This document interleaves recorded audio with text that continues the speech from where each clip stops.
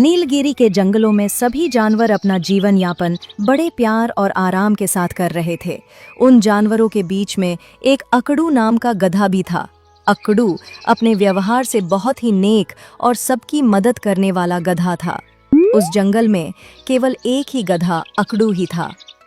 एक दिन जंगल के जानवरों ने उसके परिवारजनों के बारे में पूछा। अकड़ू भैया, जंगल के सभी जानवर अपने परिवार के साथ बड़े ही सुकून से रहते हैं। आपका परिवार कहाँ पर है? क्या आपको कभी अपने परिवार की कमी महसूस नहीं होती भैया? हथनी बहन, सब जानवर खुश नसीब नहीं होते। जरूरी नहीं होता कि सबको परिवार का सुख मिले, बल्कि कुछ जानवर मेरी तरह के भी होते हैं जिनको कभी परिवार का प्यार ही नहीं मिला। मेरी माँ मुझको जन्म देते ही स्वर्ग से धार गई और मेरे पिता को एक जालिम शेर ने मार डाला और मुझको हमेशा के लिए अनाथ कर दिया। लेकिन अकड़ू भैया, कोई तो होगा जिसको आप अपना समझते होंगे। क्या आपका कोई भी खास नहीं है? हाँ, मेरा खास और मेरा सबसे प्रिय एक मित्र था। हम दोनों साथ साथ ही बड़े हुए थे और एक ही जंगल में रहा करते थे। फिर मैं सैर के लिए निकला और तुम्हारे जंगल में आ गया। वह उसी जंगल में रह गया। आज पता नहीं उसको देखने को दिल कर रहा है। तभी उनके पास एक गधा दौड़ते हुए आया, जिसके बदन पर काफी जख्म बने हुए थे और उनसे खून भी निकल रहा था और वो काफी घबराया हुआ भी लग रहा था। अरे मित्र अकड़ू, तुम इस जंगल में रहते हो? हाँ, मैं इसी जंगल में रहता हूँ। वैसे तुम ये सब छोड़ो, ये बताओ तुम्हारी ये हालत किसने की है? मित्र, तुम्हारे जाने के बाद हमारे जंगल में एक दुष्ट शेर आ गया और उसका अत्याचार इतना बढ़ गया, उसने जंगल के सभी जानवरों को मार दिया और मैं जैसे तैसे अपनी जान बचाकर आया हूँ। अब वह मेरा पीछा करते करते इसी जंगल में आ गया है और जानवरों का शिकार कर रहा है। तुम बिल्कुल भी चिंता मत करो मित्र, अभी मैं जिंदा हूँ। मैं उस शेर को अच्छा सबक सिखा दूंगा। अरे भैया, हम तो कमजोर जानवर हैं। भला हम उस शेर का मुकाबला कैसे कर पाएंगे?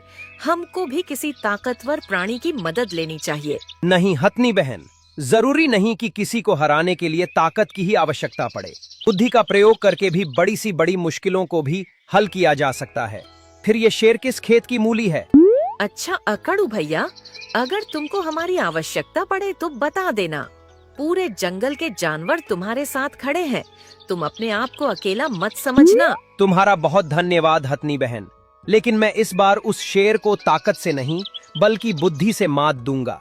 अकड़ू शेर की तलाश में निकल गया और कुछ ही दूरी पर उसको शेर एक पेड़ के नीचे आराम करते हुए मिला।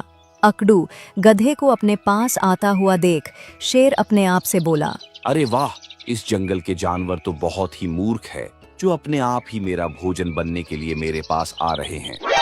शेर की बात सुनकर अकड़ू गधा जोर से बोला, अरे हाँ राजा जी, आप बिल्कुल ठीक कह रहे हो। जंगल के सारे जानवर मूर्ख हैं।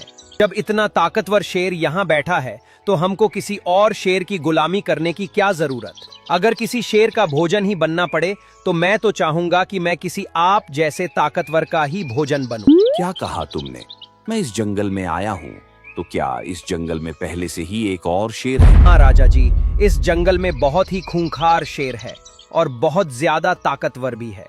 पर मेरा पूर्ण विश्वास है कि वह कितना भी ताकतवर क्यों ना हो, पर आपसे ज्यादा नहीं है। मैं आपके चर्चे जंगल के बहुत सारे जानवरों के मुख से सुने हैं। आप जैसा बहादुर आसपास के जंगलों में दूर दूर तक दिखाई नहीं देता। तुम ठीक कह रहे हो। मैं आज ही चलकर उसको हमेशा हमेशा के लिए खत्म कर दूंगा और फिर इस जंगल की भागडोर भी संभाल लूंगा और मैं आसपास के सभी जंगलों का राजा बन जाऊंगा। तुम मुझको जल्दी से जल्दी वहां पर ले चलो। और अकड़ू गधा उसको रास्ता बताते हुए ले जाता है।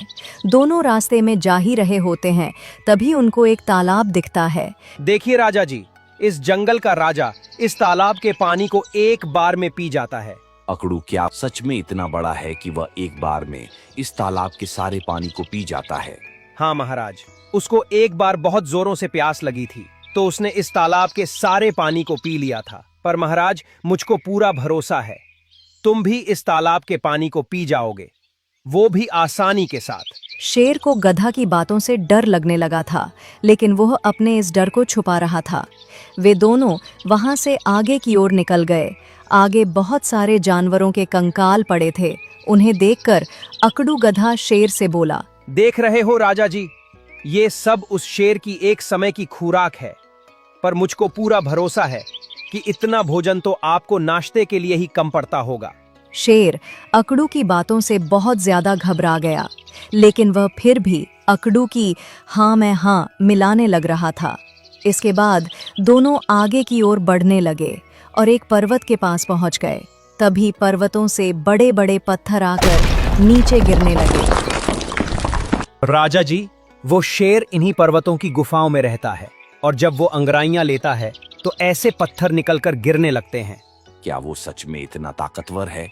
हाँ बिल्कुल, वो इससे भी कई गुना ज्यादा ताकतवर है, पर मुझे आप पर पूरा भरोसा है। आप उसको आसानी से हरा दोगे। शेर अब और भी ज्यादा भयभीत होने लगा था।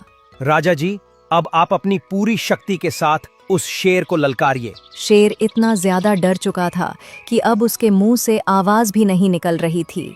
उसे लग रहा था कि इतना बड़ा शेर अगर मुझ पर आ झपटा तो मैं आज ही अपने प्राण त्याग दूंगा। और उसकी इस बात का भी डर था कि अकड़ू गधे के सामने उसकी बेइज्जती ना हो जाए। उसने पूरी शक्ति के साथ आवाज लगाई, अरे वो कायर कहाँ पर मुंह छुपा कर बैठा है? हिम्मत है तो मेरे सामने आ, मैं तुझको ललकारता हूँ। शेर ने इतना बोला ही था कि उसकी आवाज गुफा में गूंजने लगी और उसको दुगनी तेजी के साथ सुनाई दी। अरे वो कायर कहाँ पर मुंह छुपा कर बैठा है? हिम्मत है तो मेरे सामने आ, मैं तुझको ललकारता हूँ। जिससे शेर काफी घबरा गया और वहां से दूम दबाकर भाग गया। और इस प्रकार से अकड़ू गधे ने अपनी चतुराई से जंगल के मासूम जानवरों को जालिम शेर के कहर से बचा लिया।